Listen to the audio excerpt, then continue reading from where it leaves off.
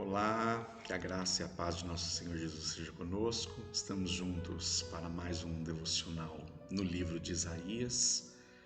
E como assunto de hoje, quero compartilhar e conversar com vocês, conosco. Costumo dizer que sempre quando falo da palavra de Deus, eu prego, ensino, ministro para a minha própria vida. E o assunto de hoje vamos falar acerca da arrogância, da prepotência, do orgulho. Em algumas versões da Bíblia, jactância, soberba. Os adjetivos são inúmeros para esse pecado tão danoso. Danoso e totalmente averso e hostil da parte de Deus. Deus abomina o orgulho, Deus abomina a arrogância e sempre precisamos estar atentos quando o nosso coração procura muitas vezes ocupar o lugar que é unicamente devido a Deus e a gente acaba avocando para si uma posição, uma postura, um posicionamento que pertence unicamente a Deus. Como estamos discorrendo acerca do livro de Isaías e como falei nos devocionais anteriores, que a primeira parte do livro de Isaías, ou seja, os primeiros 39 capítulos, Isaías foca predominantemente numa palavra da parte de Deus de denúncia contra os pecados do povo e das nações, como também palavra de juízo, não somente de denúncia de pecados, mas de profetizar um juízo vindouro ou muitas vezes iminente na vida do seu povo por conta de seus pecados.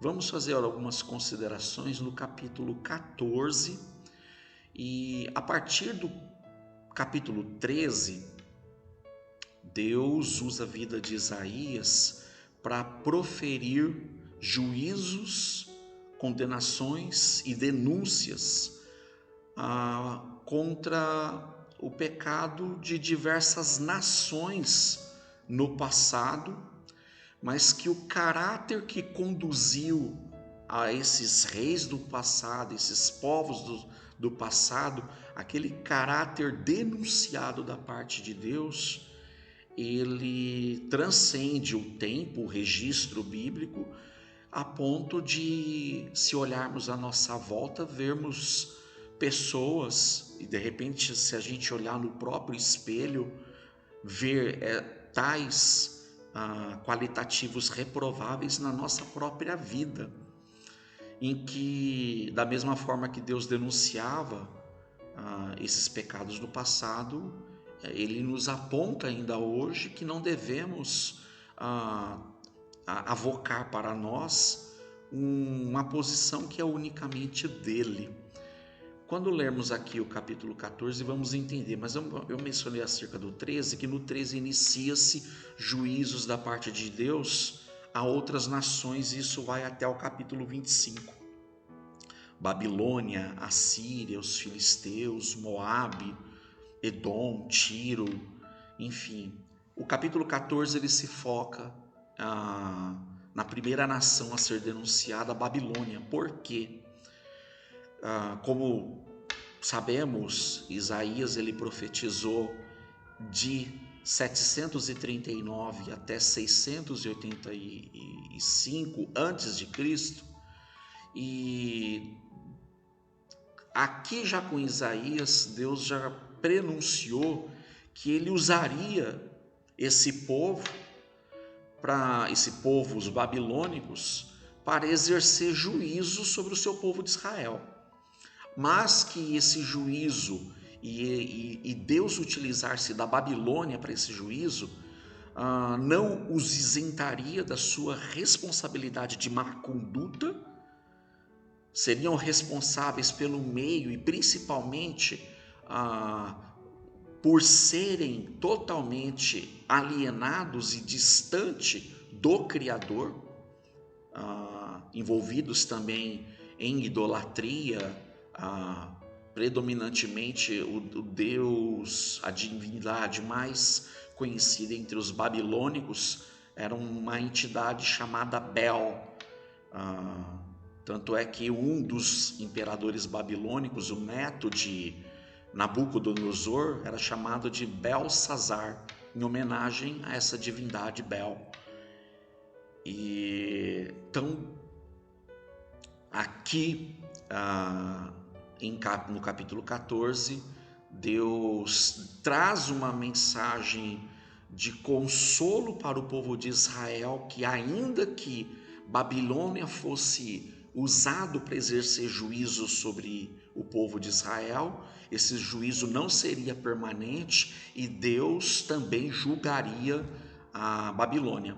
Mas o que mais marca na conduta da Babilônia, do rei da Babilônia e dos povos babilônicos, era a arrogância, o orgulho de se acharem donos do mundo, sendo que o mundo pertence ao Criador, ao Deus dos céus, ao Deus de Israel, ao nosso Deus.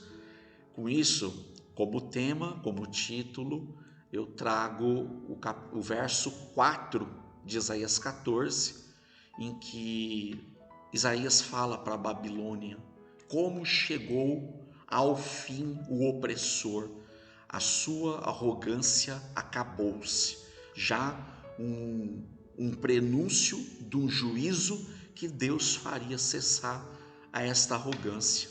Vamos ler no texto, vamos compreender melhor e principalmente quando chegarmos nos versos 12 a 16, nós vamos ver a dimensão dessa arrogância da Babilônia e que na prática muitas vezes, quando não nos apercebemos, nós muitas vezes estamos vivendo uma conduta de arrogância no nível da Babilônia, que temos que tomar muito cuidado, pois Deus, ele preza pela postura que possui, a posição que possui de ser o Senhor de todo o universo e o Senhor das nossas vidas. Vamos ver então, a partir do verso 1, aqui como título, a restauração de Israel, em que fala acerca da compaixão que Deus vai ter por Jacó. Vamos ler. O Senhor terá compaixão de Jacó, tornará a escolher Israel e os estabelecerá em sua própria terra. Nos capítulos anteriores, Deus já havia dito que traria juízo sobre o seu povo por conta dos seus pecados, mas que isso seria limitado, já dando aqui uma mensagem de esperança para o seu povo. Ele executa juízo contra os pecados, mas ele ama o seu povo e tem sempre uma mensagem de restauração, uma mensagem de esperança. E aí ele fala que os estrangeiros se juntarão a eles. Quais estrangeiros? Aqueles que aceitarem a promessa do Messias tão anunciada pelo profeta Isaías. Então nós, por exemplo, eu, Marcos, brasileiro, você predominantemente que está acompanhando essa transmissão, brasileiro, não judeu, um gentil alcançado por Cristo por quando o confessou como o Senhor e o seu Salvador pessoal. Então aqui os estrangeiros se juntarão a eles e farão parte da descendência de Jacó. Os povos apanharão e os levarão ao seu próprio lugar, e a descendência de Israel, essa descendência já é abrangente. os gentios, como até vimos no devocional de ontem, aqueles que fazem parte, a Galileia dos gentios, ou seja, todo salvo, independente de ser judeu, mas toda pessoa que reconhece em Cristo o Messias prometido por Deus, o seu Salvador pessoal, faz parte dessa descendência de Israel. Possuirá os povos como servos e servas na terra do Senhor, farão prisioneiros seus captores e seus dominadores e os seus opressores. Aqui num tempo vindouro, como eu falei no devocional anterior, no tempo da segunda vinda de Cristo, né? Mas aqui o detalhe: no dia em que o Senhor lhe der descanso do sofrimento, da perturbação, da cruel escravidão que sobre você foi imposta, primeiramente falando sobre o povo de Israel, sobre a escravidão que viria cerca de 100 anos depois, foi em 589, iniciando-se em 604 com Nabucodonosor, numa primeira deportação para a Babilônia. Foram 3 deportações, a terceira se dando em 589, e o período da escravidão do cativeiro de Israel na Babilônia foi de 70 anos, profetizado por Jeremias, interpretado por Daniel. Mas isso aqui transcende ao tempo da vinda de Cristo, em que ele fará cessar todo o sofrimento, perturbação e a escravidão imposta a todos os pecadores, né? Mas aí aqui voltando para a promessa de Israel acerca da Babilônia: assim você zombará do rei da Babilônia, dizendo, que foi até o anúncio da nossa capa de título: como chegou ao fim o opressor, a sua arrogância acabou-se. O Senhor quebrou a vara dos ímpios, o cetro dos governantes, símbolo de governo humano, que irados feriram os povos com golpes incessantes, falando da crueldade desse governo, dos governos humanos. E aí pode estender e observar que o quão opressores têm sido por meio de corrupção, desonestidade, os governos em si, todo o governo humano, enfurecido subjugar as nações com perseguição implacável.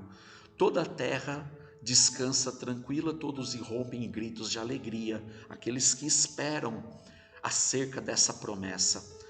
Até os pinheiros do Líbano, os cetros do Líbano alegram-se por sua causa e dizem: agora você foi derrubado. Ou seja, o juízo que Deus estava anunciando que traria sobre a Babilônia, que daria assim o consolo de ver o juízo de Deus executado. Nenhum leador há nos derrubar das profundezas do Sheol. Sheol no hebraico é a palavra hebraica pela qual nós traduzimos o inferno. No grego, Hades. Está todo agitado em recebê-lo quando chegar. Por sua causa ele desperta os espíritos dos mortos, todos os governantes da terra, e os faz levantar-se dos seus tronos todos os reis dos povos. Todos responderão e lhe dirão: como você também perdeu as forças como nós? O rei da Babilônia e a própria Babilônia, uma hora governando, reinando, oprimindo, mas num dado momento perderia suas forças, tornando-se como qualquer pessoa, como qualquer humano. A sua soberba, orgulho, né, foi lançada já uma determinação futura, mas de uma forma certa, colocando esse verbo no passado, né? Sua soberba foi lançada na sepultura junto com o som das suas liras. Sua cama é de larvas, sua coberta de vermes. Preste atenção aqui. Como você caiu dos céus, ó estrela da manhã, filho da alvorada. Como foi atirado da terra você que derrubava as nações.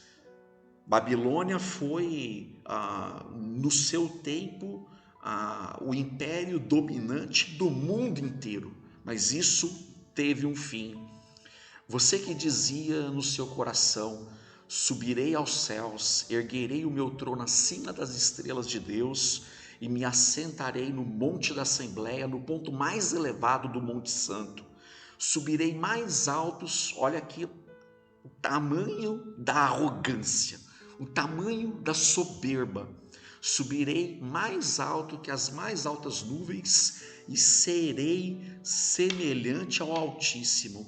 O orgulho da Babilônia, o orgulho do rei da Babilônia, se colocava assim, até ponto, porque muitos dos imperadores do passado se diziam serem deuses, filho dos deuses dos céus.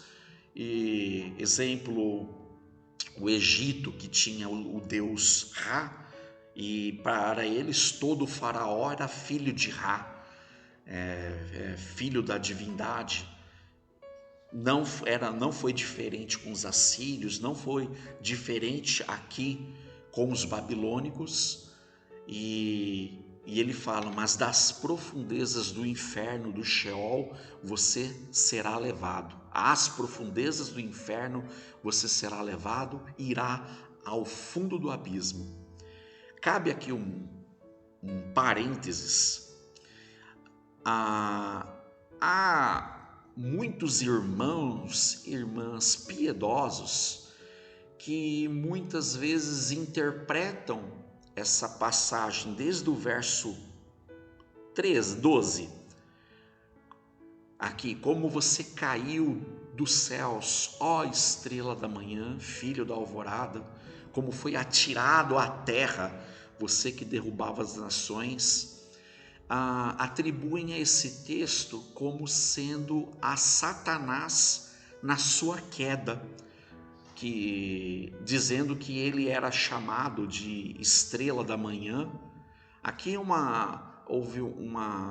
quando esse texto hebraico ele foi traduzido para a Vulgata Latina, na Vulgata, essa expressão estrela da manhã, na Vulgata Latina, é traduzido e escrito como Lúcifer,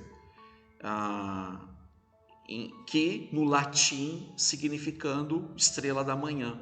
Então daí dando o nome a Satanás como Lúcifer, mas foi assim uma interpretação de uma tradução latina, nem sendo do próprio original. E aí com isso, fazer uma interpretação com base já numa tradução e não a exegese extraída do próprio texto na língua original, no hebraico, deu-se a esse conceito no mundo teológico, na teologia, de que aqui Isaías estava falando do verso 12 até o 14, e por causa desse 14 que fala: subirei mais alto do que as nuvens e serei semelhante ao Altíssimo, atribuindo isso a Satanás e aqui falando acerca da sua queda. Bem, embora Satanás ele tenha sido criado como um anjo e ele tenha sim caído, mas não é neste texto de Isaías que se fala da queda de Satanás. Seríamos um tanto desonestos com o texto de Isaías 14, em que estamos lendo desde o verso 1, que o texto estaria falando de Satanás. Não está.